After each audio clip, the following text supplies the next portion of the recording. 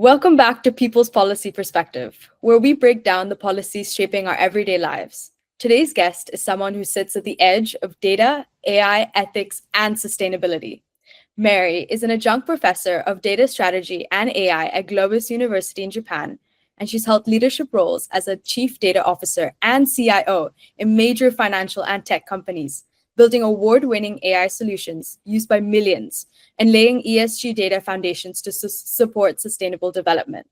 She also serves on global advisory boards, from Risk Thinking AI to UN Women's STEM program and the IMDA's Women in Tech Committee, bringing her expertise to some of the world's most important conversations on responsible innovations and inclusive tech policy.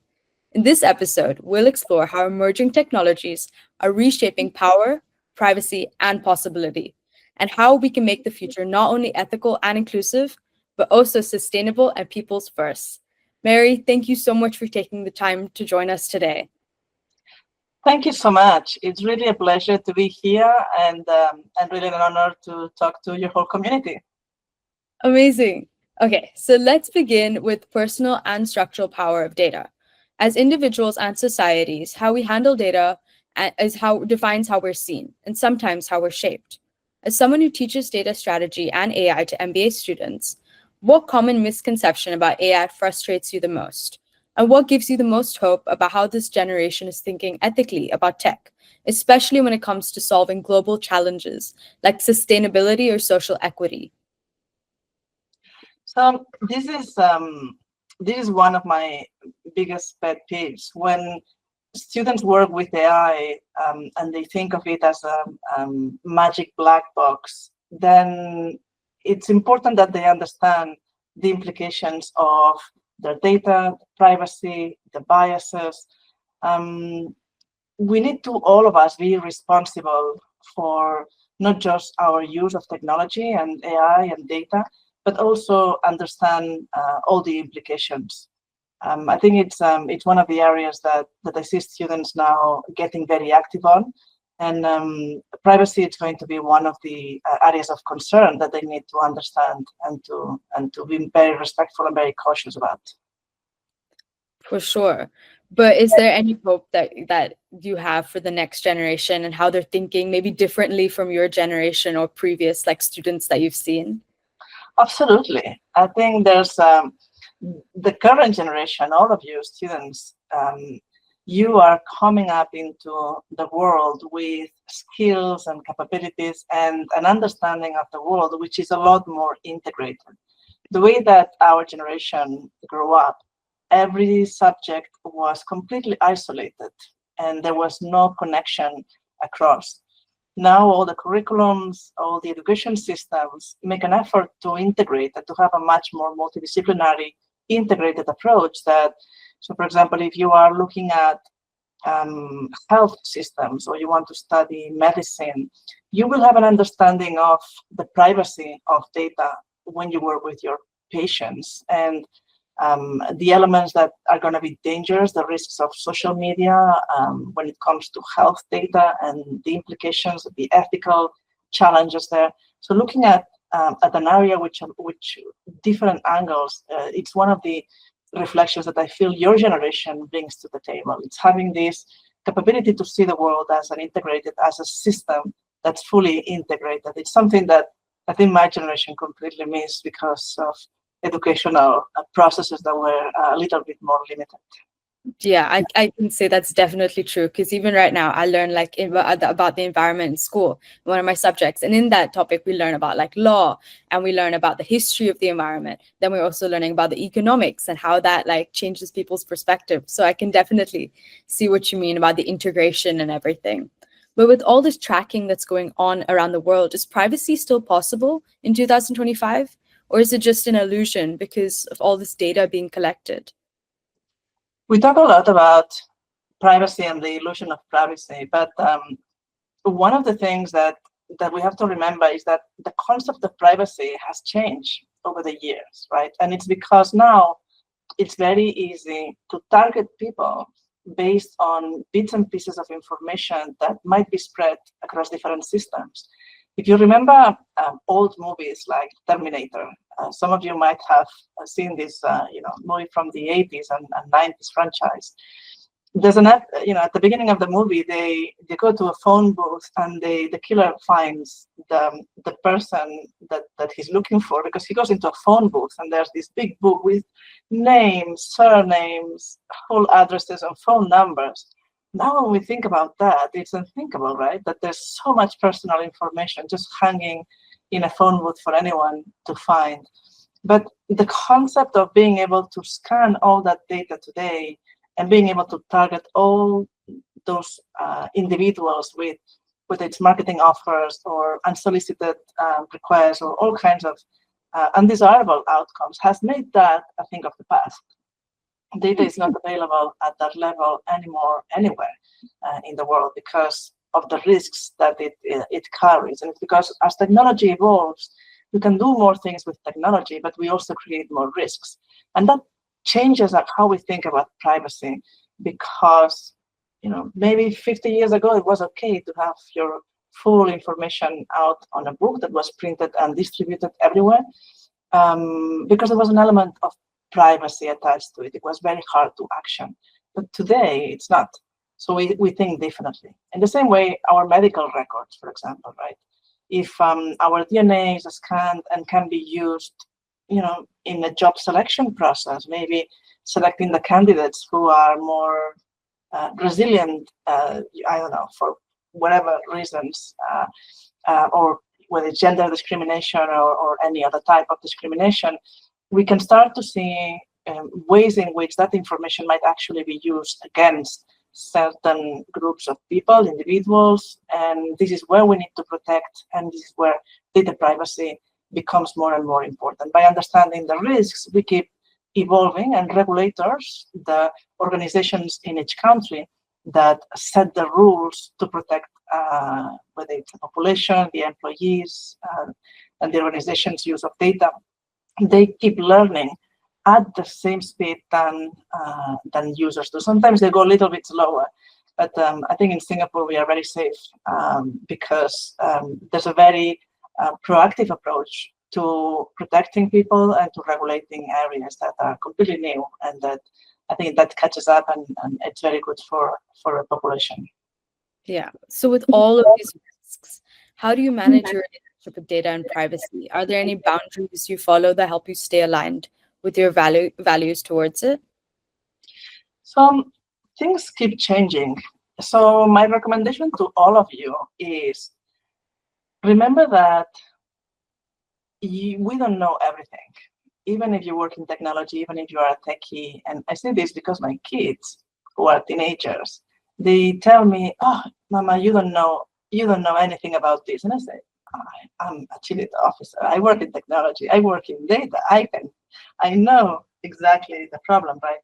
So I think there's always a conscience that when you are younger, that you feel that you know everything because the devices are always in your hands.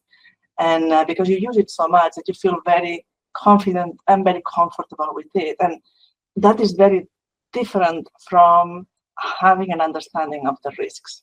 So I can be very comfortable driving a car at high speed, but I might not be aware of the risk of crashing. In the same way, when you use any social media tools, you need to be very much aware that unless you are paying for your account to be private, paying money every month, then what you're doing is you're selling your data. Every comment, every link, every like, and that goes for all the products in social media everywhere. And so all your Instagram, all your Twitter X, absolutely everything is being packaged and sold and distributed as a data product to advertisers and to organizations who are keen to match that. And that data never goes away. So a little joke can be then used for lots of different things. So you need to be very, very mindful that the use that you do for social media entitles risks that we don't even know. I'll give you an example. About 15 years ago, it became very popular to have a DNA scan. And then I did it for me and then for my family. And it was a lot of fun to find fifth cousins in different continents, and we really exciting and interesting. But then something happened, which is the company a few months ago just filed for bankruptcy, and they started to sell the company to investment bankers who were going to acquire this company. So all my genetic data and my family's genetic data was about to be sold to an investment banking company that could then do all kinds of weird things with it. So we went in and we deleted the data, and so did a lot of people, because I think there's a fair use of services. So you need to be aware and keep catching up with how things are evolving all the time, and also be mindful of how certain things might affect you. If you're feeling suddenly happy or suddenly sad, or something is just not feeling good, shut it down, because there's a very good chance that it's affecting your dopamine levels in your brain. And maybe I'll tell you that story on another day, what happened when I quit social media and how happy I felt. I was so strangely happy that I had a brain MRI, because I couldn't understand if there was something wrong with me. No, I just quit social media and my brain started being very happy naturally. Oh my God. So I know it's hard because that's part of your life, but you need to find your way to limit it as much as you can. Yeah, I didn't realize it could have such an adverse effect on your brain. And that's really scary that now you are the person that they're trying to like hold on to the website regarding like Instagram, and you being the person that they're selling your data to everyone else. So that means they're going to do their best to try to keep you online, right? And keep you using it so that they can earn as much money. So it's not benefiting you. They are trained to be against you and like work against you. Oh, that's really like bad. That's the reality. So where professionals, practitioners, data scientists, regulators, they need to be there to protect all of you, to make sure that your data cannot be used against you for targeting purposes. So, and I'll give you another example. You're going to be applying to universities, colleges, jobs in the future. So you're starting all of your lives in a world that's going to be very data driven and managed by automated AI systems. So for AI systems, we always recommend that they have a human over the loop, which means that the final decision is made by a human. Because imagine that you apply to a college and there's an automated tool that maybe there's a bias in it against your gender or your nationality, or against a post that you made maybe 10 years ago about something else. Yeah. Because all this data is going to be available to these AIs making these decisions, it could be that something that has absolutely no, should not even be considered is part of the decision process. And there's no way to understand how this AI will reach that decision. That's why transparency is one of the rules for the fair use of AI, and it's a very important element. So on one side, we need to be mindful of what data we put outside, what data whether it could be a comment, it could be something very simple. And on the other side, the regulators need to keep working to protect everybody, make sure that this data is not being sold and used for the wrong purposes. For sure. So for teens, ethics and AI can often feel very abstract, especially for young people who interact with algorithms every single day without realizing it, whether it's to TikTok, ChatGPT, Instagram. So how would you explain data ethics to a 16-year-old and why they should care? So I think they should care because it's a right. They have the right to privacy. And it's like any other right. They need to understand that nobody should be targeting a 16-year-old for And there are all kinds of illegal approaches and examples that I can give you that probably not a fun conversation. Think of it of, just about cybercrime. So we know that there are scam farms, which are basically, imagine a building with thousands of people working with laptops. And these people are locked there and they are mandated to work scamming people. And this happens in a number of countries. That's why people receive so many calls. I'm sure many of you receive calls almost every day, right? This is the government office, or you have to pay this, or there's a tax problem, or all kinds of bank. So all these are automated systems that are targeting phone numbers randomly, but they're starting to get better. They're starting to target people. Oh, you are a student in this school. Well, maybe you posted a picture with the school behind you, or maybe they see the uniform, or maybe there's something that connects you that makes the story credible, and it makes it a lot easier for anyone to fall in one of these dangerous scams. So we need to be very mindful on what we post, how we post it, whether it's open or if it's a private account, it's less likely that it's gonna, get into the hands of scammers. But today it's terrifying the amount of personal information that can be easily found about anyone on the internet. So one thing that I like to do at least once a month is to search for my name in Google, and then go and request things to be deleted.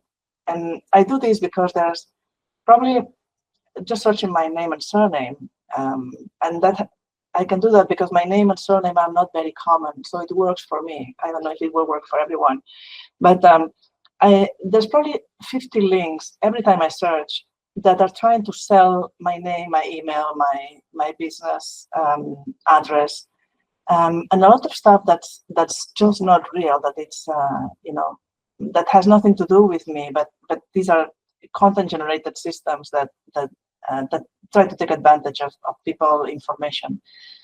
If that happens, then I go and I delete it.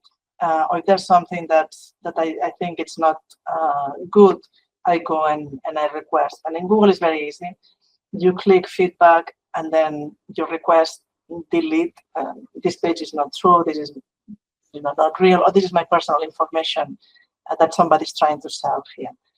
This happens a lot. Probably if you're a teenager, not yet, but it's good that you search your name and that you take responsibility for what's out there about you, because it used to be very hard to find things, even in videos, but now every single piece of content, it's easily searchable instantly. So every single comment, speech that you make can be traced back. So that's very positive for those of you working in really interesting stuff. But sometimes, people make mistakes, and we want to be able to, to have the right to deletion. Some regulators manage that beautifully, like in Europe. People have the right to delete their personal data. In most countries, that happens as well. But I think it has to be everyone's responsibility to take action and to be mindful of the information that is shared out there that has your personal identifiable information. We call it PII, personal identifiable information, anything that can trace it back to you. That's very true. It's very scary how much is just out there through a simple search. So if you were going to build a social media app just for teens, what ethical boundaries or protections would you include from day one? So I would definitely eliminate the automated scrolling. I think there's a problem that is extremely addictive, which is the algorithmic profiling. So the fact that everyone gets stuck and attached to a set of keywords, the fact that the addictive infinite scrolling can become very addictive to the point that generates this dopamine hit, where I see people. Sometimes I get into the elevator, and most people cannot even wait the 10 seconds that it takes to get through the elevator. I mean, don't even talk about having a conversation with its neighbors or colleagues. They will get the phone and just scroll and get one of these just videos, because we have lost the ability to be alone with our thoughts.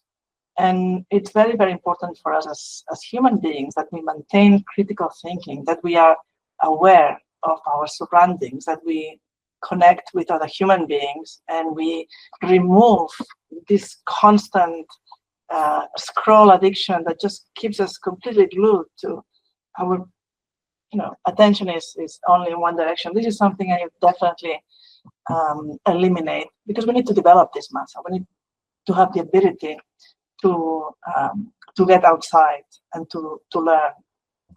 So do you think it'll ever get eliminated one day? Like, do you think the policy can change it, or who needs to do what for it to get eliminated or changed?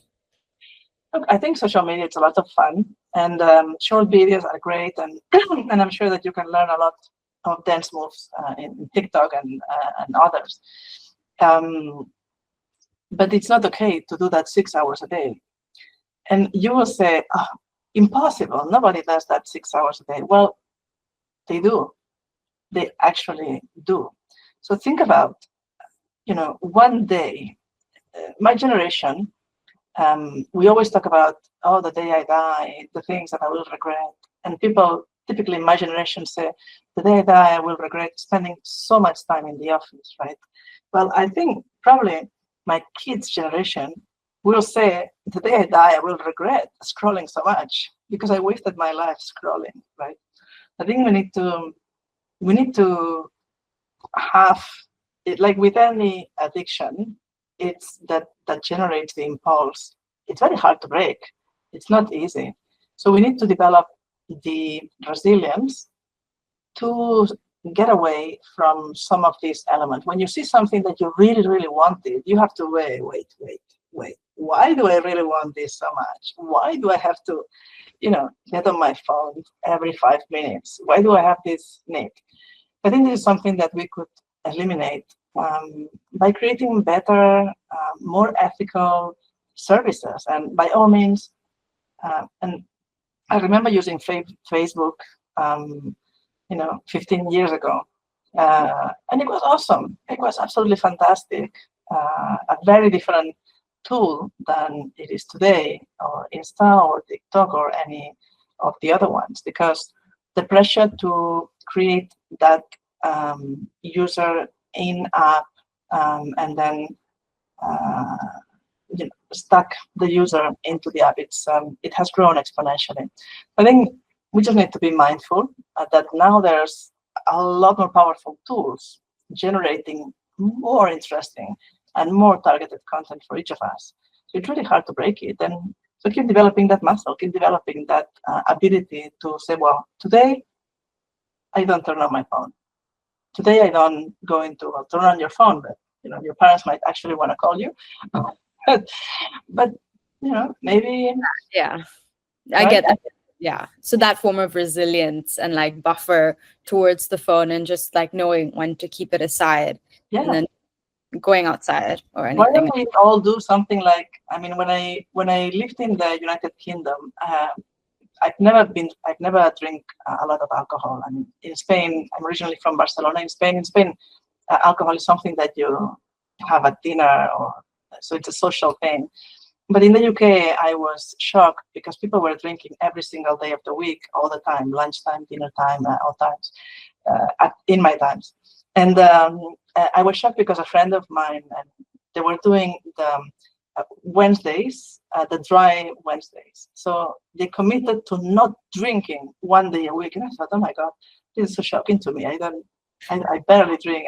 I never drink. So the thought that people are so committed that they need to stop one day a week, it shows that it's way beyond what's acceptable in medical terms, in social terms, that they try to stop one day a week. So my recommendation to all of you is pick a day with all your friends and you say, Wednesday or Thursday, whatever day of the week, it's going to be no social media day. And build that muscle that will give you the ability to then maybe stop when you need to and not spend 5 hours straight in these systems. I love that idea. No, that sounds amazing. I'm definitely going to try that with my friends, and we're all going to have a no social media day. Maybe Wednesdays too, in the middle of the week when we have so much work.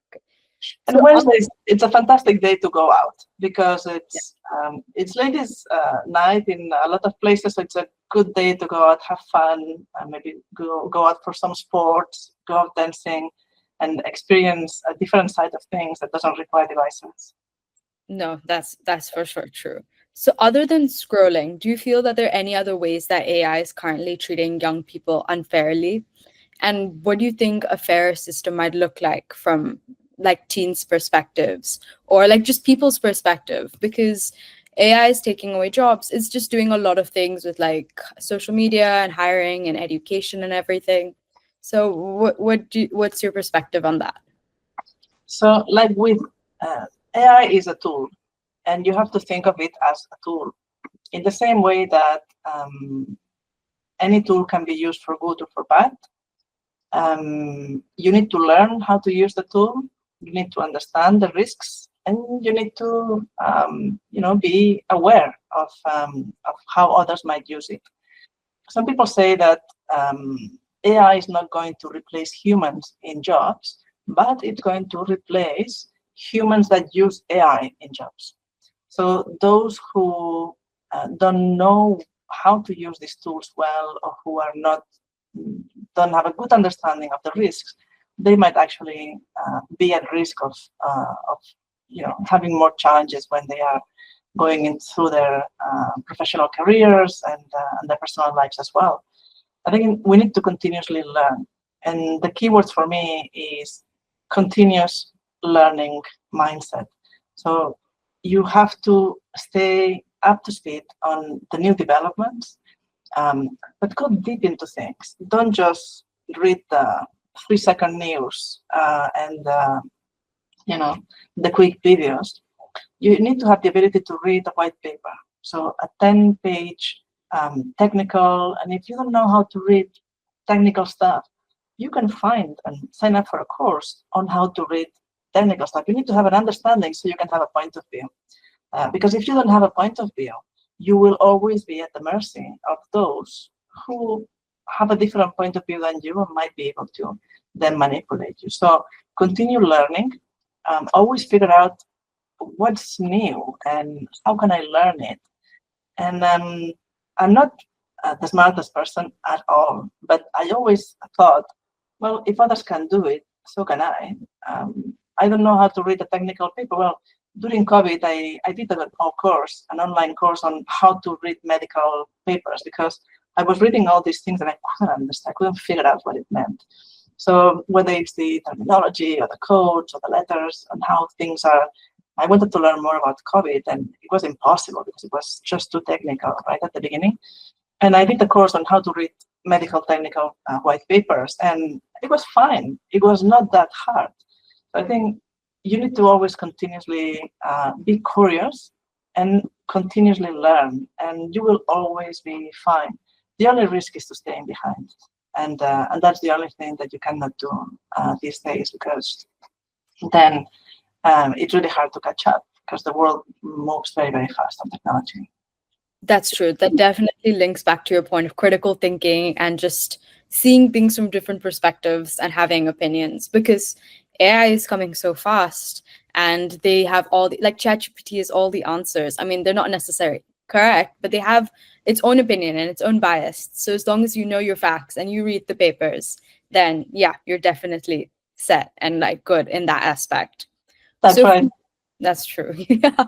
Okay, so if we zoom out and look at the bigger picture, how policies and innovations at global level can shape more ethical and sustainable futures. And you've helped to drive sustainable data strategies, advised on AI for development, and you've written about its role in climate resilience. What role do you think AI and data ethics should play in addressing sustainability or environmental challenges fairly? So we know that AI is a fantastic tool to manage huge amounts of data. So we can use it as think of it as a faster calculator, a faster computer to predict the risks. A lot of the risks that we have are challenging because they are systemic. You cannot isolate the risk of only one city or one region, one country, for fire, because fire spreads through very large areas, and it can be systemic. There's not enough water, then it's dry, then there's a number of things that happen together, and then it creates a massive human emergency, right? So we need to understand systemic risks in an integrated way, and AI is a very good tool for that because it can read tons and tons of data very fast and create predictions. If we have alarm systems that can protect people's lives, I think that's worth it. So there's lots of use cases of AI that are going to be very powerful in the future. And look, it's not that the planet is it's going to be boiling, but maybe for 5 minutes at the peak of one particular day, it will be so hot that anyone outside will either need help or take cover or go inside. If we can get an alarm system that tells people, look, it's time to get inside. Think of it as, with lightning, we have lightning alerts, right? And when you are having a sports activity and there's a lightning alert, you know that you need to get inside. So think of it as in the same way that we have learned with lightning strikes. We can do the same with heat and fire, temperature, floods, but we need to adapt faster. And this is where all of you, your generation, I'm sure will be creating fantastic tools that will drive a lot of adaptation. I just finished writing a book that's coming up in November, which is particularly about executing faster, driving changes that, and it's one page, it proposes one-page framework that identifies what needs to change, how to change it, and let's do it. So it's really driven towards action, so people all ages, and whether it's individuals, companies, governments, can then take action faster to change the things that we know that need to be changed no matter what. Stop measuring and counting, because carbon emissions are a little bit like weight. I know I need to lose weight, and I can measure every single calorie, but unless I stop eating, and do more exercise, it's not going to change, the body weight in my body, right? There are things that I know that I need to do. I need to get them done right away, whether I'm measuring or not. We need to take action faster. And for the planet, we need to, all of us, take action faster. And it's your generation that's going to say, no, I'm not going to buy any more bottles, plastic bottles of water or soft drinks or anything else. No, I'm not going to take any more, all these tiny little things that we can buy that we can live without. No, I'm not going to, use any more bottles of, plastic shampoo, or I'm going to do refill. It's by making these tiny choices that suddenly organizations change, and the world will start to adopt better ways of consumption, production, energy. So we're trusting you guys to really turn everything around. Your book sounds so amazing. I'm definitely going to get it and read it when it comes out in November. I'm so excited to see the framework. How long did it take for you to write it? And how long has this been in the progress? So I've been working on this idea for a while, but I wanted something that could be transformed into a workshop or a course. I teach executive MBAs, and I've always had a corporate job, a day job. And then they asked me to teach many years ago when I was living in Japan, actually with Globis University in Japan, which is one of the largest MBAs in Japan, and fantastic, by the way, for those of you considering for the future.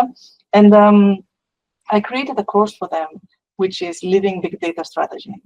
And this course is for anyone who is managing data processes and products and services and trying to make sense of the data and how to transform. And the course goes through the industry level, the company level, then the teams that you need to build, and then the project itself. And it tells you session by session each of these elements. So I have reproduced that in the book.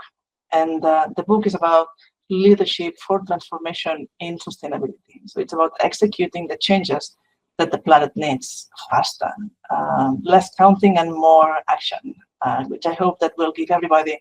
And then you can download the tools from the book online, and anyone can use it. I hope that the school will actually use it at some point. So it's aligned to the IB curriculum in the sustainability and leadership courses, and I hope it can help transition faster.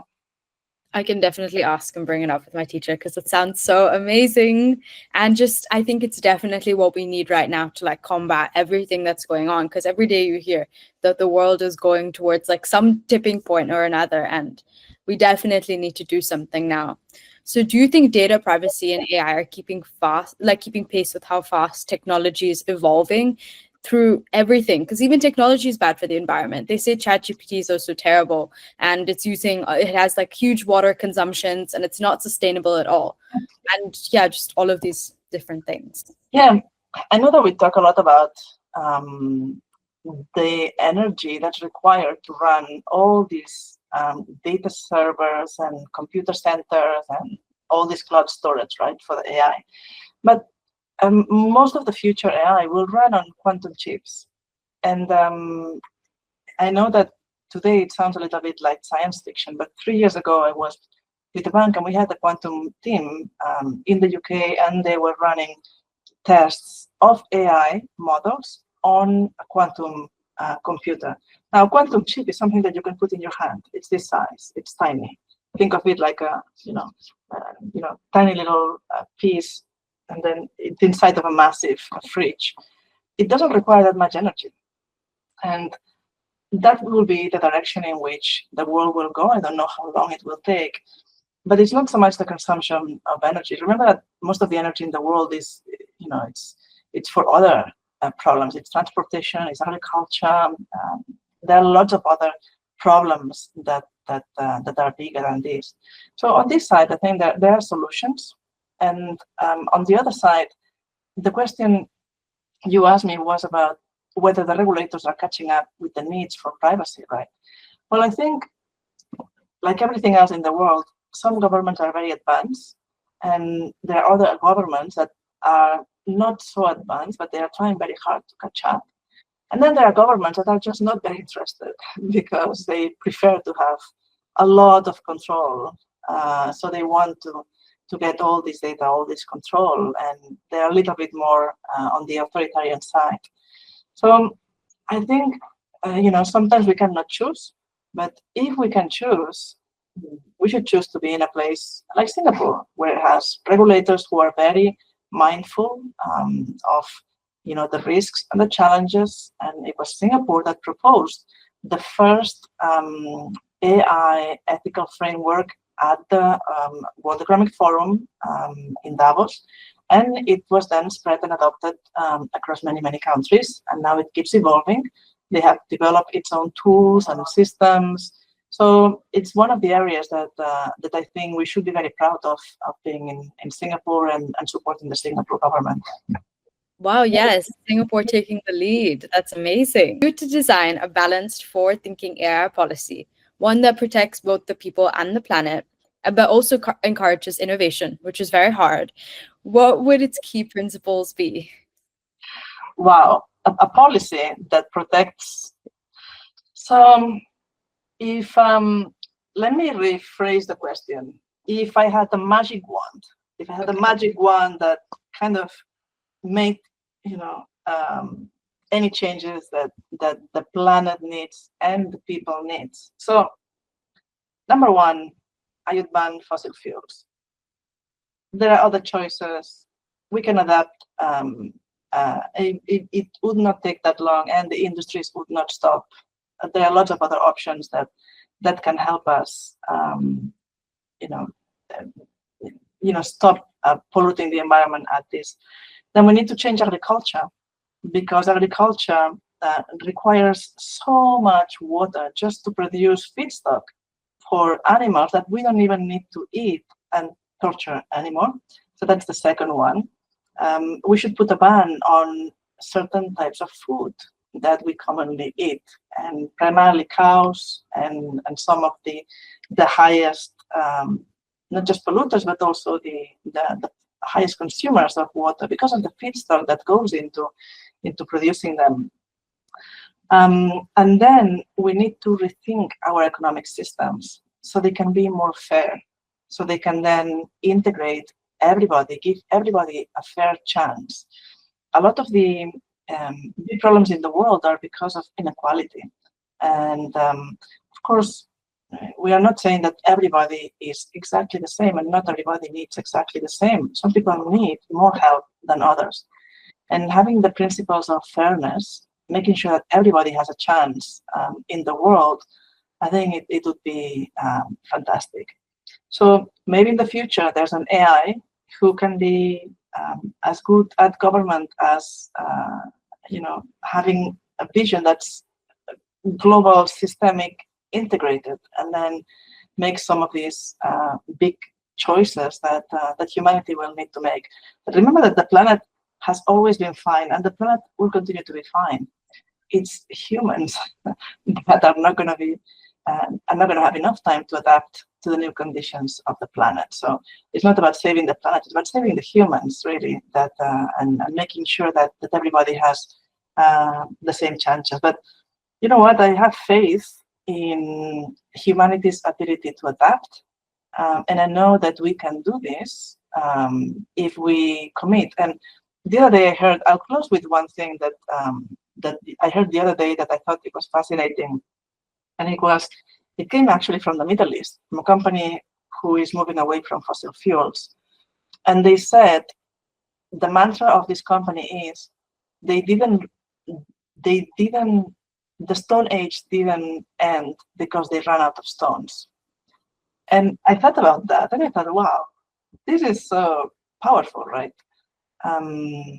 It means that evolution continues to happen because something better comes up, because they found the metal tools, because there's always something new that will come up. So it's something that we need to think, especially your generation, and when you all to dream of the future that's coming. And I think this is what's very empowering. You have the capabilities, you have the skills, the view of the world that's global, integrated, and I'm sure you will be doing amazing stuff. So I can't wait to see all the amazing things that your generation will do. That's amazing. Okay, so that is a lovely note to like kind of end off on. But if I had one last question for you, it would be for all the young listeners who feel very overwhelmed by the scale of change in tech, but still want to build a more ethical and sustainable and responsible future. What message would you leave them with? So I'll tell them to have hope. I'll tell them that nothing is that complicated that cannot be understood.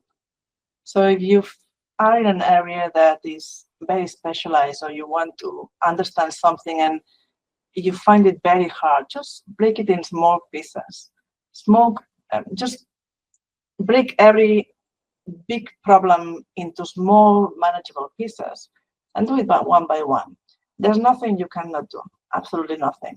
Whether it's understand very deep technical medical research, or go into any area that you feel that it's very complex. Even AI, at the end of the day, it's a machine that makes decisions based on a set of models, languages, systems, processes, and it might take time, but everything can be understood.